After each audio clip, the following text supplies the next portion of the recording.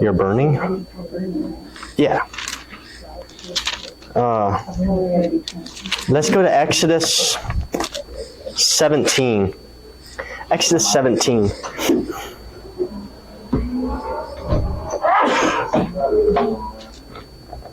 So I told Mindy today, I said, oh man, I have Sunday school and it's Mother's Day. I don't have anything about mothers, but I think a couple places I'm going to fit mothers into the lesson.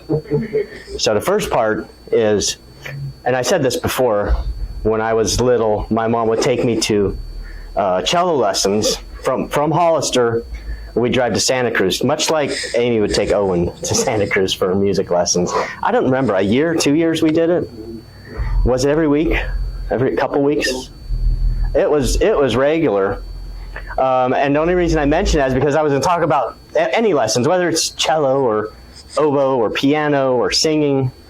Raise your hand. Have anyone here taken music lessons other than has experience? Okay. So I go to the teacher, and the teacher, we work through stuff, and then she says, okay, I'm going to give you this exercise to work on this week. And it might be a scale or not really a song, just stuff to get your fingers and moving and your coordination, and you got to learn this and work on this week. And then I work on it or not that week, and then I come back to my lesson the next week, and she said, okay, how did it go? And I play it for her. She's like, ugh, let's go on and just do something else. Is that what a good music teacher would do? Let's find something else to work on? No. She's like, okay, you got to do that another week. And then go back and try it another week until months go by and finally you've got it right. She's like, we can go on to number 2 now. So you go on to the next lesson. Or you might mess up at a certain point. She's like, oh, you're not ready for that lesson. Let's go to this other book. It's kind of a different type of lesson because she can see you're having a problem with a certain technique or something. So let's correct your technique before we go on to that lesson. But the music teacher is good at seeing what you need and then either adjusting what you're working on. But the thing she doesn't do is like, okay, well, let's just give up. And you just go, you stop trying something. You just do what's needed. Same thing, well, it doesn't even have to apply to music, but if you go to math class and your teacher gives you a worksheet and you get all of them wrong, and you bring it back the next day and they're all wrong, what does she do? Oh, let's take a test. We're ready for the test. No, she probably gives you the same worksheet again, make sure you do it right, and it gives you another one to work on. You keep going through practicing the same thing over and over again, not because it's just fun, but because you never learned, so you got to go through it again. The same, I think, I didn't play football. Anyone who here played football, maybe you can answer this. From what I've heard, okay, maybe not current, but in past years, football coaches be like, okay, run laps, and you run laps, and he says 5, and you get through 3, and you say, I just can't run anymore. I need water, I need a break, I can't run anymore. What is a football coach going to do? He's like, 5 more. Yeah. Or he says, okay, yeah, go ahead and sit down and take a break. You need a rest. What does a football player learn there? That you don't have to be tough. You don't have to have endurance. If things get hard, you just take a break. So what is the point of me talking about that, repeating things over and over again because you're not learning? Well, Exodus 17. Remember the last lesson that we looked at was the people were thirsty. Moses struck the rock. Smote the rock. Where were they located? Rephidim. Conclusion is verse 7 of this story, but the phrase that ends that verse was the phrase that was spoken at the beginning of the story, but we didn't find out that they were saying it until the story was over. Let's see what he says. And he called the name of the place Massah and Meribah because of the chiding of the children of Israel, because they tempted the Lord, saying, is the Lord among us or not? So the children of Israel, let's say, if a inexperienced or this is kind of a silly thing to even speculate, but if God was not a good God, how would he respond to that question? Is the Lord among us or not? What's wrong with you people? Yeah. But based on like good music teachers, math teachers, football coaches, what do the children of Israel need? Spanking? Anyone here been spanked by your football coach? Maybe. They need practice. They need repetition. They need another test, don't they? So this happened at the this question that they asked happened at the beginning of the story. So they said, "Oh, you don't know." Actually, what did it say happened at the beginning of the story? Because the story starts with them being in a drought without water. And then it's as they go without water, then they start asking us, chiding and questioning God. Is he really with us? Is he gone? Is he here? Is he going to do what he says he's going to do? So God says, oh yeah, I'm going to do it. And then, okay, and we go in the promised land and everything's fine. No, because they haven't learned the lesson that God is trying to show them. So what do they need? More lessons, more coaching, more instruction. Because until they get it, he's going to keep doing that to them. He's going to keep challenging them and testing them. So does anyone know what the next test that comes up is without reading ahead? Actually, this lesson, or this next story that happens to Israel, in the lesson plans I'm using, they kind of skip the story. And all of chapter 18, I'm like, there's a couple of things I want to look at. Both of these that are very applicable to the series, in the sense that it tells us about God and who he is. Look at verse 8, which doesn't really tell us a whole lot about what happens. It just gives us very basic. Then came Amalek and fought with Israel in Rephidim. Does anyone know who Amalek is? Not Pastor. He probably, do you know? He doesn't know either. Well, they're enemies of Israel, apparently. Go to Deuteronomy 25. Deuteronomy 25 is just a review of, and gives us more detail. Verse 16. For all that do such things and all that do unrighteously are an abomination unto the Lord thy God. Remember what Amalek did unto thee by the way when you were come forth out of Egypt? That is chapter 17 that we just read. Verse 18, how he met thee by the way, and smote the hindmost of thee, even all that were feeble behind thee, when thou wast faint and weary, and he feared not God. So the way it's described, not in Exodus 17, but in Deuteronomy 25, remember when Amalek fought you in your does it say hindmost? What does that mean? They fought. What's in the back of the 2 million, the parade of 2 million Israelites? What do you think is in the back? The weak ones. I don't know about the women, but the women and children, the older ones, the feeble ones, the sickly ones. So what's the point of Amalek? Why? I mean, I can understand people who hate Israel. I mean, not that I hate them and I can understand their hatred, but if I hate somebody or somebody's family, am I going to go pick off the little, young, and helpless ones? What statement does that make? I'm going to go for their heart. Like if you think about I always think about the Cowboys and the Indians, and the cavalry, the American Indians, la la la. They're, Custer and Little Bighorn, or whatever his name was. I don't know what his name was. Okay, they're fighting each other, and who was the cavalry supposed to look for and hunt down? The chief, right? Was he the weakest and the feeblest? Why did they go for the chief? So why didn't the Amalekites go for the heads of Israel? Maybe because, one, they heard the stories, and they didn't want to rile them too much, but rile them enough that they know that we're out there and we are after. Okay, what I'm hearing from you is that the Amalekites have learned more than the Israelites have learned. Because the Amalekites are in their minds, we don't know this, we're speculating. They're saying, look at what Israel's God has done. We're not going to we can't take them on going like full at them. So we're going to have this terrorism, really, is what they're doing. Is that kind of what you're saying, right? They don't have the... Any other reason you come up with? She might be right. She might be wrong. I don't know. I wonder if they're, when they go to battle with anybody in the war and stuff, they kill the people and then they take their valuables. Yeah. I wonder if maybe they did that. So they're just thieves, maybe? Yeah.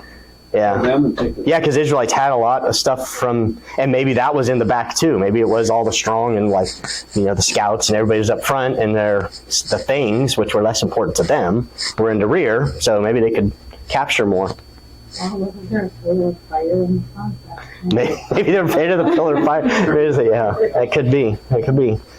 But anyways, the point I would point out, that I would make, is that they're like scoundrels. They're lowlifes. Yeah. And they're cowards, is what they look like to me. Go to Genesis 36.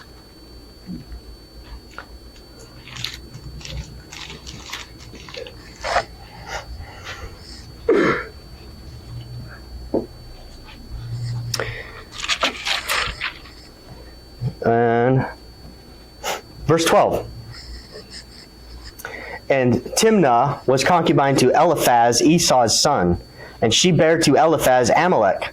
These were the sons of Adah, Esau's wife. So these are descendants of Esau, the Esau's grandson. Amalek was the father of the Amalekites. The Bible tells us a little bit more about them. I don't know if I have the verses here. You don't have to go there, but for I have 1 Samuel 15. Well, what was the... Actually, no, go to Exodus chapter 17. There was one verse I want to look at there again. Exodus 17. And it's the same, towards the end of the verse. Anyways, we're not going to look... we're going to skip ahead from this story. Can anyone just summarize this battle that the Israelites have with the Amalekites? What is famous about this account? Anybody know? All right, Pastor. that's where Moses held up his hands. As long as he Yeah. held up his hands, Israel won the battle, but his hands got tired, so Aaron and Hur held up. Okay, very good. So God tells Moses to tell Joshua. This is like Joshua, who I don't know if he was a military leader or what. I kind of doubt it, but he was a very brave and a very faithful person. Pick men, go to fight against Amalek. And then with what weapons they had? Rakes, hoes, sickles, I don't know what they had. And while Moses would hold his hands up, the Israelites would win. When his hands fell, the Israelites would start losing. He'd raise his hands up, they'd win. And so, did I say Moses, right? Moses' arms up. And so Aaron, his brother, and Hur, is that his, we don't know who Hur was? So they hold up Moses' arms. You guys remember the story, right? All right, so Israel defeats the Amalekites.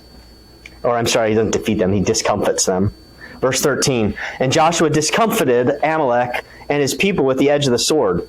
And the Lord said unto Moses, write this for memorial in a book and rehearse it in the ears of Joshua, for I will utterly put out the remembrance of Amalek from under heaven.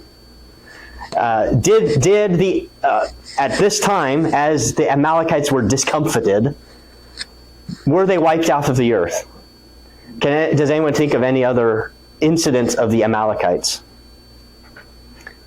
Okay, that's why I said 1 Samuel 15, but you don't have to go there. But Saul has a great battle against the Amalekites, and it says that 400 of them escape. Still not wiped out.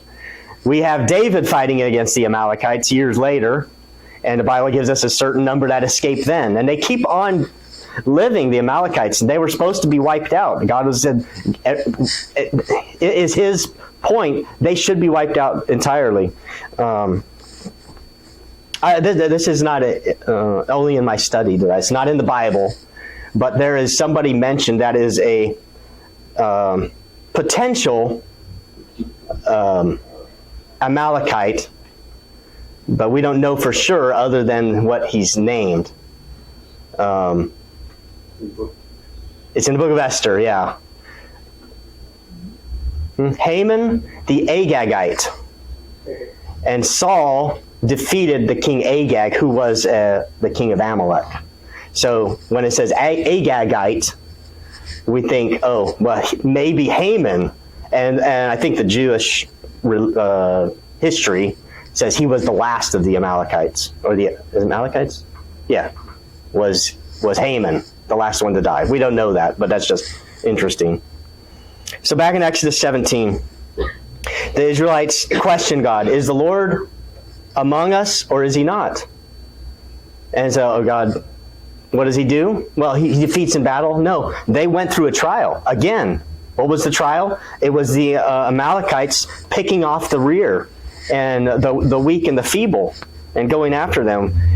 Verse 9, Moses said to Joshua, choose out men and go out, fight with Amalek. Tomorrow I will stand on the top of the hill with the rod of God in my hand. Okay, so we have that story. Then we got to verse 14. Look at what it says. And the Lord said unto Moses, write this for a memorial in a book. Rehearse it in the ears of Joshua. What kind of a book is he talking about? Pages? Did they have books? Tablet? Like a scroll? Put it on a rock? I don't know what kind of book it was, but the critical part is what was to be done with it. Rehearse it in the ears of Joshua. Did Joshua need help knowing what happened? Joshua was there. Is Joshua going to forget the battle? Why does it need to be rehearsed in the ears of Joshua? Because Joshua is going to be in charge someday, and it's going to be on him, right? That's one thing.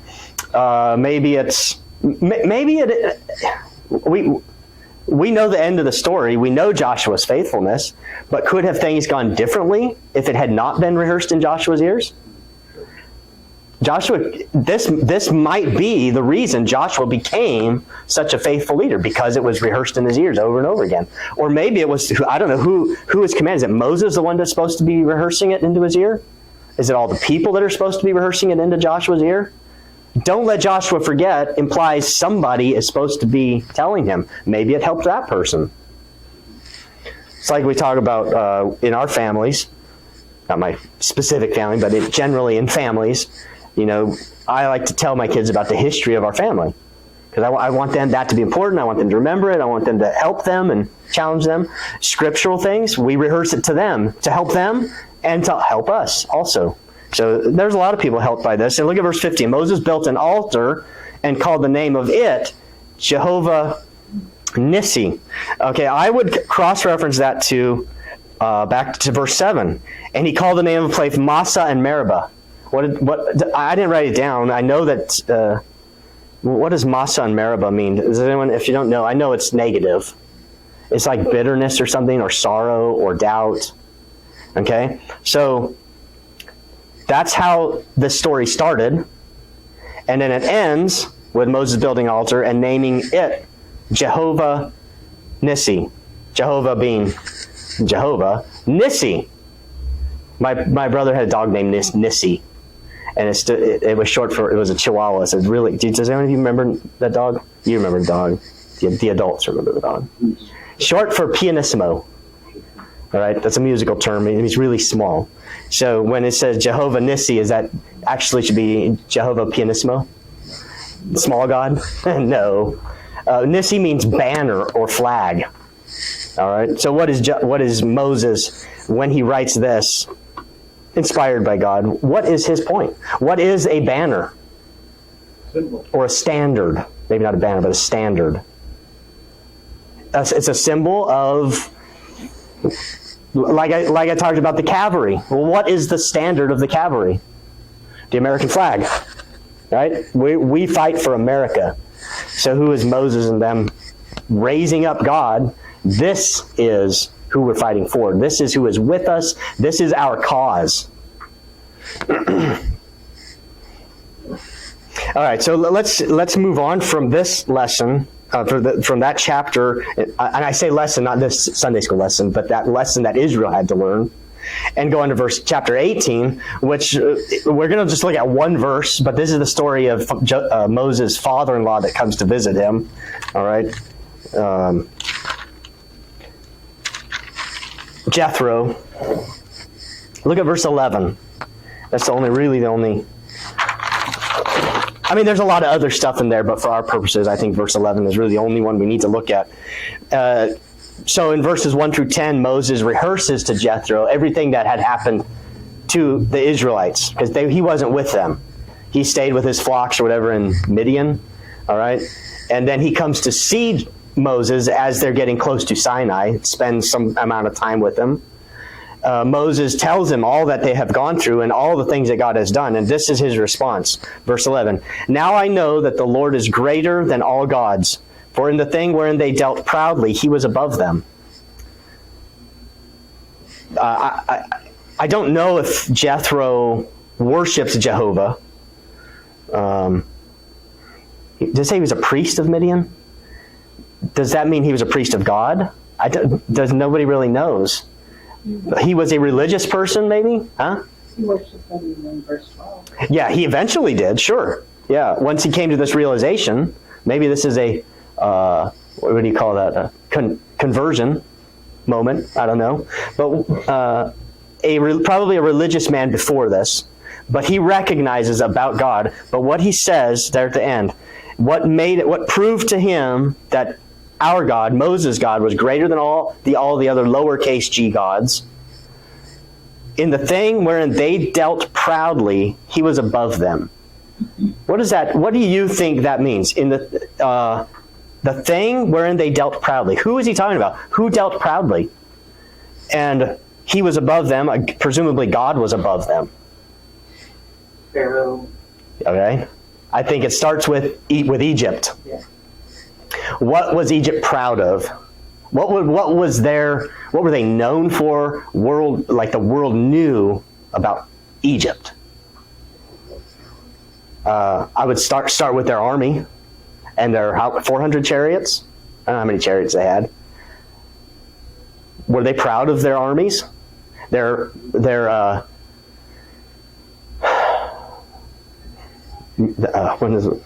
military.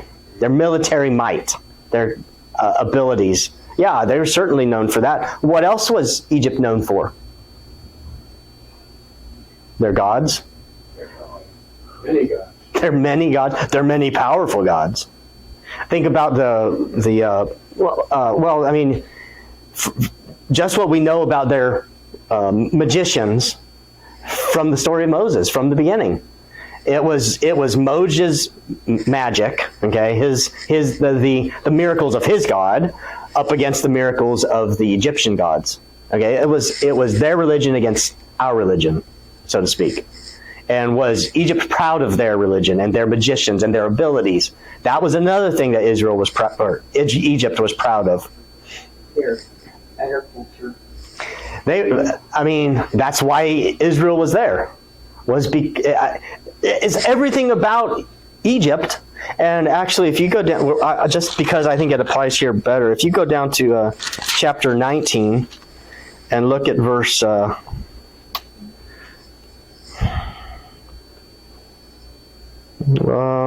6, verse 5. Now therefore, if ye will obey my voice indeed and keep my covenant, then ye shall be a peculiar treasure unto me. Okay, if you were to compare from a world, if you had a worldly mind, if you were to compare Israel and you were to compare Egypt, which would be a more preferable nation to call yours? Egypt. They were a peculiar treasure. At least the entire world looked to Egypt. They have what's necessary to be a world power, to be in charge. They have, they have the agriculture, they have the water, they have the magicians and the gods. Their leaders are great. I believe this in a worldly sense. Yes, they were a highly respected and powerful place. But chapter 18, verse 11, all those things that they were proudest about, the things that made Egypt better than everybody else, those are the things that God directly attacked and said, no, that's nothing, that's nothing, that's nothing. Right? That's what Jethro, that's what Moses, anytime you talk to somebody, they have a agenda, right? You're telling me a story because I know you want me to understand something. You want to frame your story. You've seen those TV shows where 4 or 5 people will tell their version of a story. And Moses, I would think Moses tells this story in Jethro's ear, and he's trying to frame it the way Jethro finally gets it. And so Jethro says, yeah, I can see Egypt is powerful, and there's plenty that they can be proud of, but your God defeated in those specific areas of their proudness. What happened to Egypt's army? Well, I think, I didn't go back and look at it, but when Pharaoh sent out his chariots, did he send all of his chariots? And he went with them? And his entire army went with him? And what happened to all of his chariots and his entire army and him himself? Well, I don't know if they went swimming. They went drowning. Yeah. So it's gone. Egypt's army, which they were proud of, God just annihilated instantly.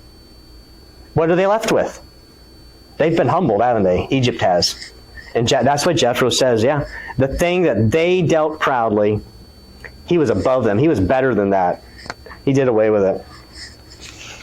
All right, so again, actually, you know what? Just for review, go back to Exodus 3. Exodus 3. And I would point out, Pharaoh says, Exodus 3 and verse 2. And Pharaoh said, who is the Lord that I should obey his voice to let Israel go? I know not the Lord, neither will I let Israel go. All right? So Pharaoh didn't know God. He didn't know who Jehovah was. First of all, did the Israelites, they didn't know much about God, I don't think, at this time, in the dark ages, really, of Israel's creation, which we'll see in chapter 19. Pharaoh didn't know. Israel didn't know. Moses barely knows who Jehovah is. Jethro didn't know who Jehovah is. So we have this whole purpose behind all these things that are happening is because God is trying to reveal himself to many people, and we have in chapter 18, Jethro is the one who finally gets the message. Go to chapter 19, and this is where the lesson that we're going through, this is where it kind of continues. Let's just read verses 1 through 9. 1 through 8. In the 3rd month, when the children of Israel were gone forth out of the land of Egypt, the same day came they into the wilderness of Sinai.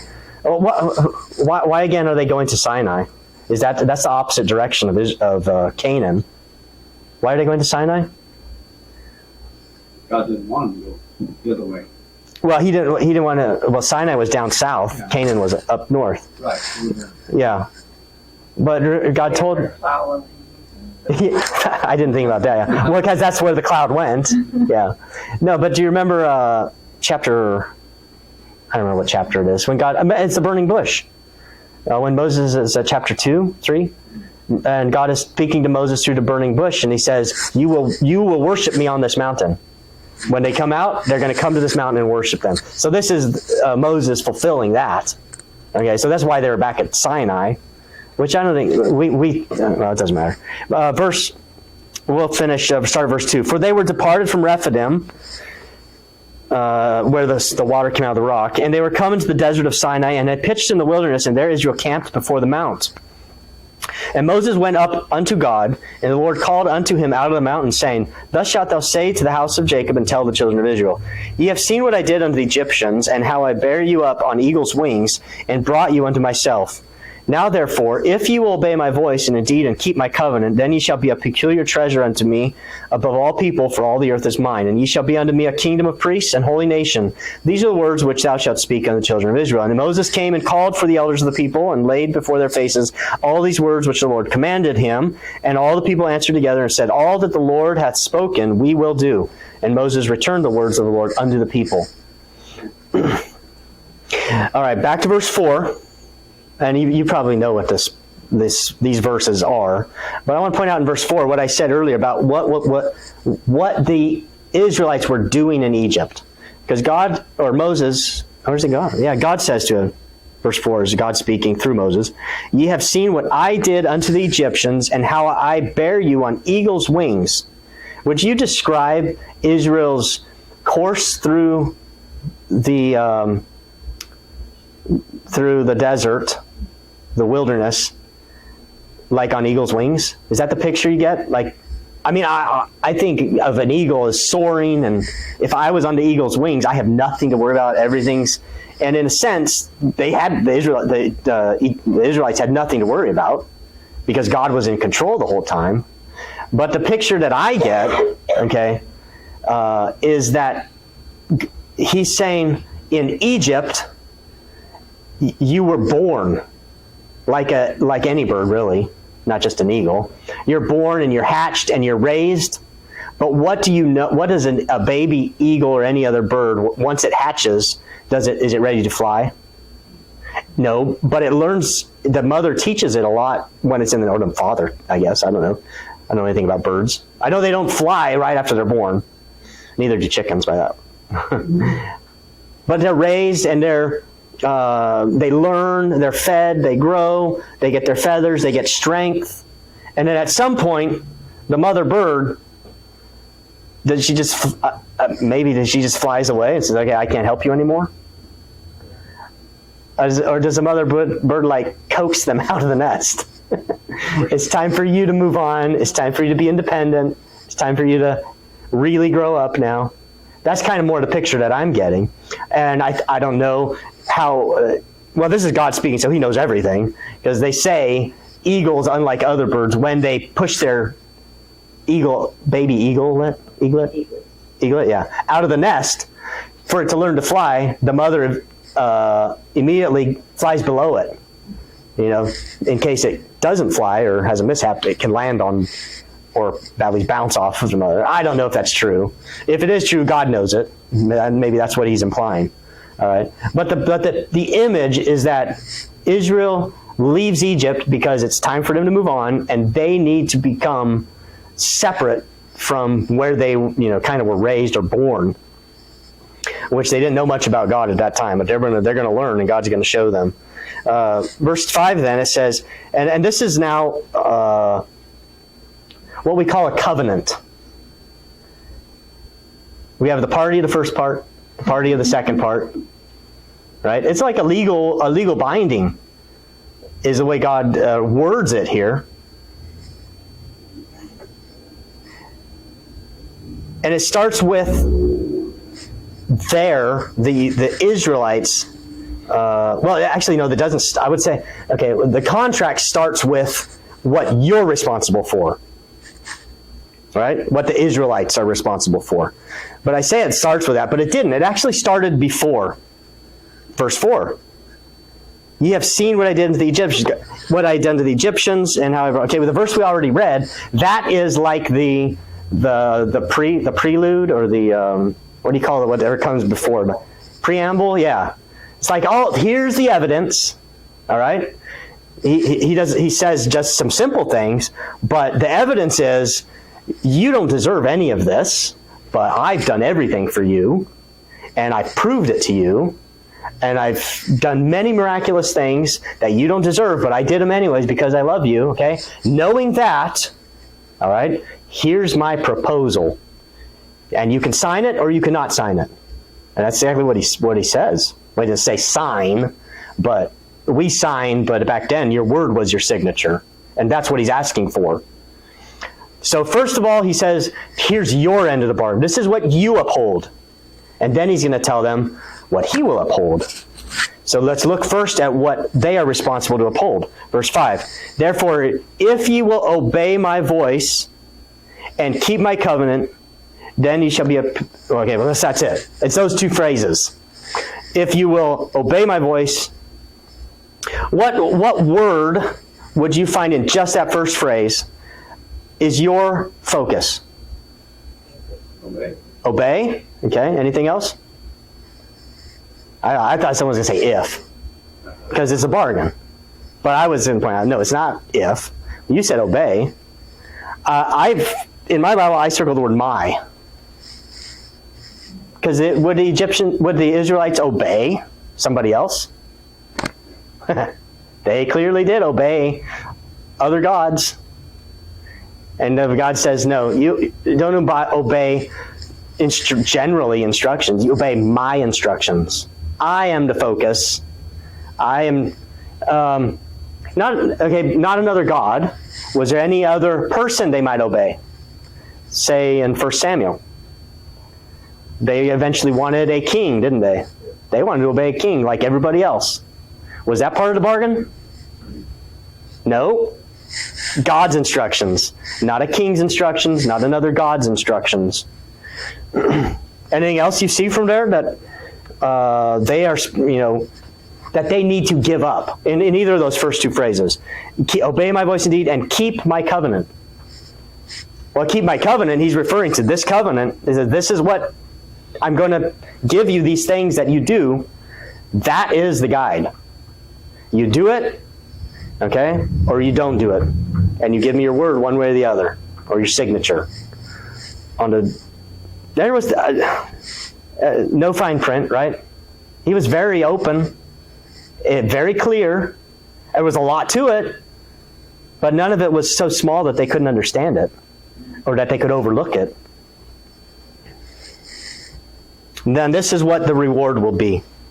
At the end of verse 5, then ye shall be a peculiar treasure unto me above all people, for all the earth is mine. And ye shall be unto me a kingdom of priests and a holy nation.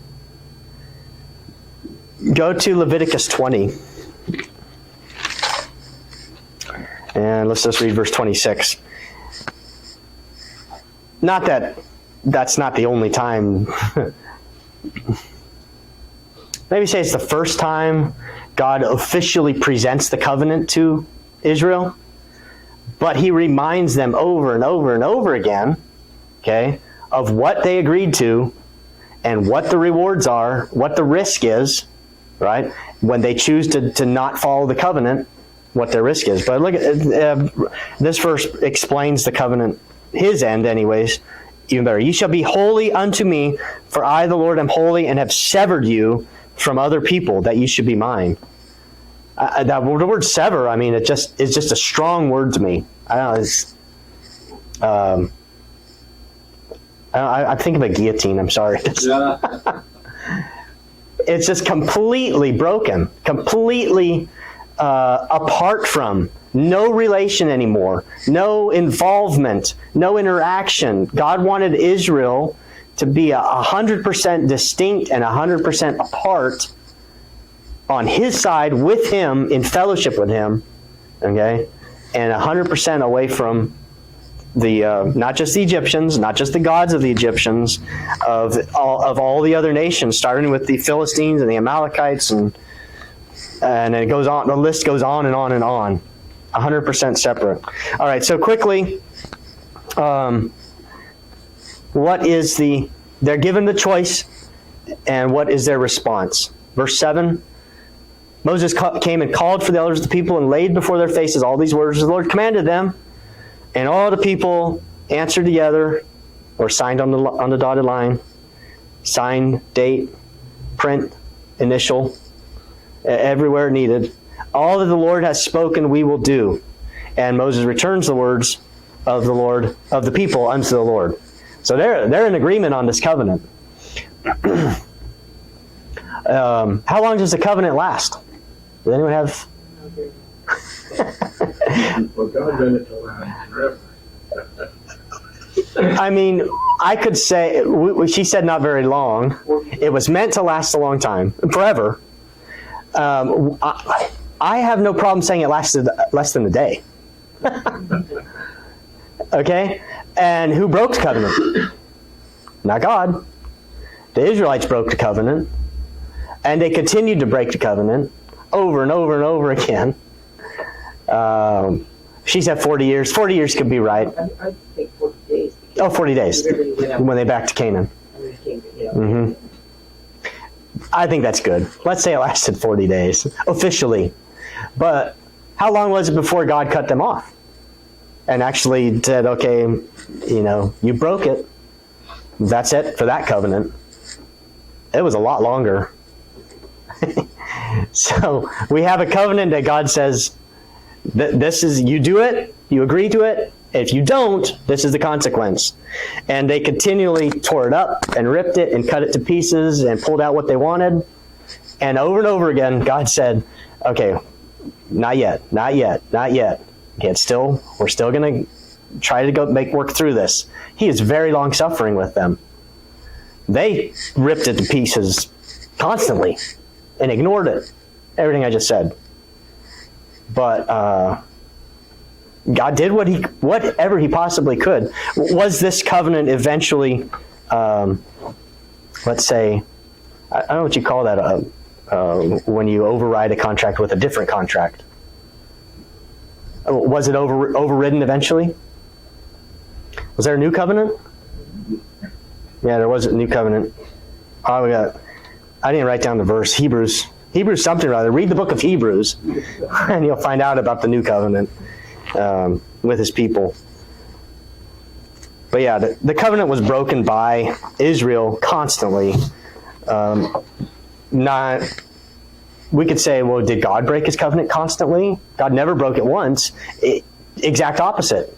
He tried that. They'd tear it apart. He put it back together. They pulled out and they added and they made changes, so to speak. And God says no. And then he did everything he possibly could. Just like you think of a marriage, people break their vows and and it's all one-sided. And there's so many spouses will be like, oh, well, I've had it with this relationship. I can't take this anymore. But then there's other spouses who go through all of that and they say, no, we can work it out. We can stay together. We can make this. And that's kind of that's the God figure. Not that I don't want to make the spouse be God, but that's the picture. God is doing everything he possibly can do to keep this strong and to keep it useful and to keep them under in that covenant and not be totally separated, which he has not obligated to do, but he did. Again, proving his love for us. I don't remember what the point of this lesson is, but anyways, we'll get into I think the Ten Commandments next week. Exciting! We get to see how sinful we are. All right, let's close in prayer. Dear Heavenly Father, again, I thank you so much for guiding us through your word and give us understanding even now in the morning service as we celebrate and remember our mothers and what they've done for us. Help us, though, to focus on you and focus all of our attention on honoring you today. In Jesus' name I pray. Amen.